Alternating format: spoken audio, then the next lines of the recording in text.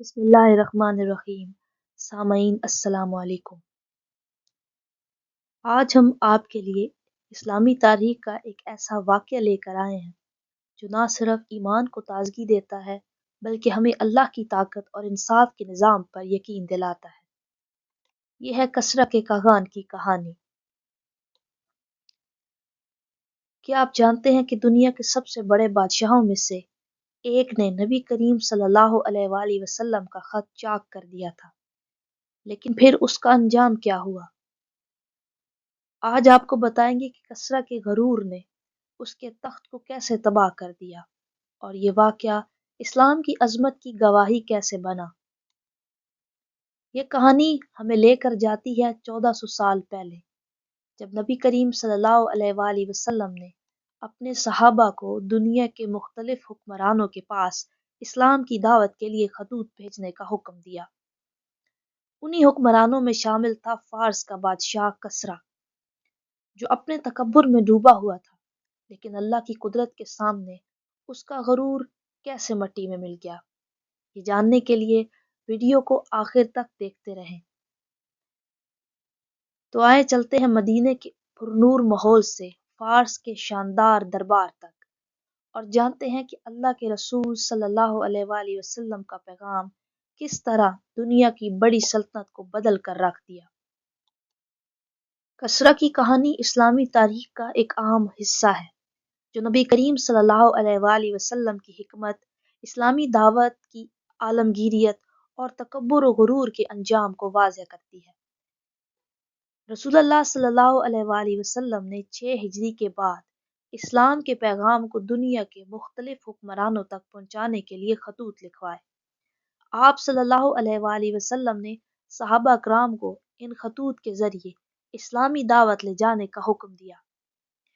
یہ خطوط کسری روم، نجاشی جو حبشہ کا بادشاہ تھا، مقوقس جو کہ مصر کا حاکم تھا، اور کسری جو کہ ایران کا بادشاہ تھا، اس سمیت کئی حکمرانوں کو بھیجے۔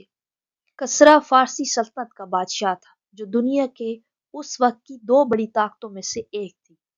دوسری طاقت رومی سلطنت تھی۔ وہ ایک طاقتور اور متکبر حکمران تھا جو اپنے اقتدار اور دنیاوی شان و شوکت پر فخر کرتا تھا۔ وہ یہ تصور بھی نہیں کر سکتا تھا کہ کوئی شخص، خصوصاً ایک غیر شاہی حیثیت رکھنے والا، اسے خط لکھ کر اسلام قبول کرنے کی دعوت دے سکتا ہے۔ جب کسری نے نبی کریم صلی اللہ علیہ وآلہ وسلم کا خط پڑھا تو اس نے نہ صرف اسلام قبول کرنے سے انکار کیا بلکہ اپنے تکبر کی وجہ سے خط کو چاک کر دیا۔ اس کے علاوہ اس نے اپنے گورنر بازان کو یمن میں حکم دیا کہ وہ حضرت محمد صلی اللہ علیہ وآلہ وسلم کو گرفتار کر کے اس کے دربار میں پیش کرے۔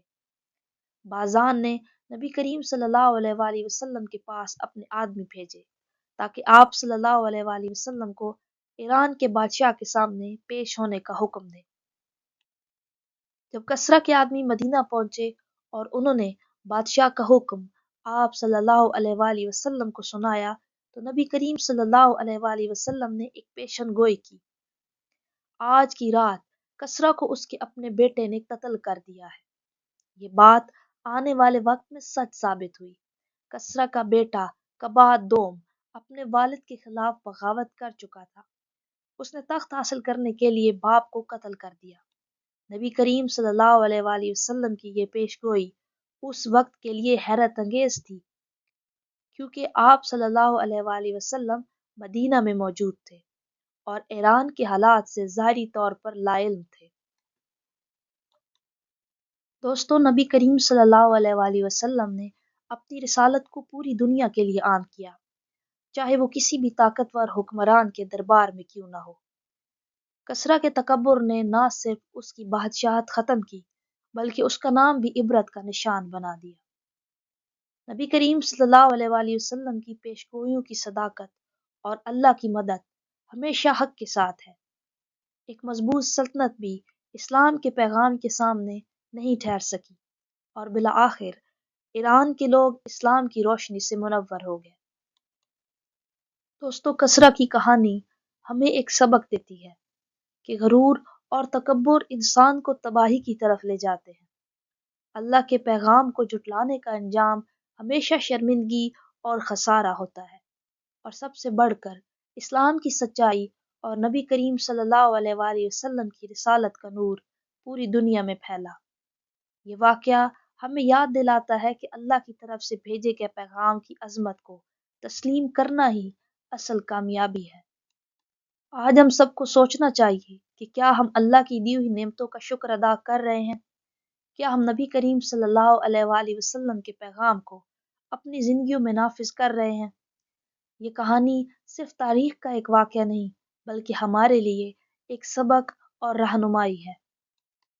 अल्लाह ताला हम सबको दीन और दुनिया में कामयाब करे। अगर आपको ये कहानी पसंद आई हो, तो इसे दूसरों के साथ ज़रूर शेयर करें, ताकि ये पैगाम हर एक तक पहुंच सके।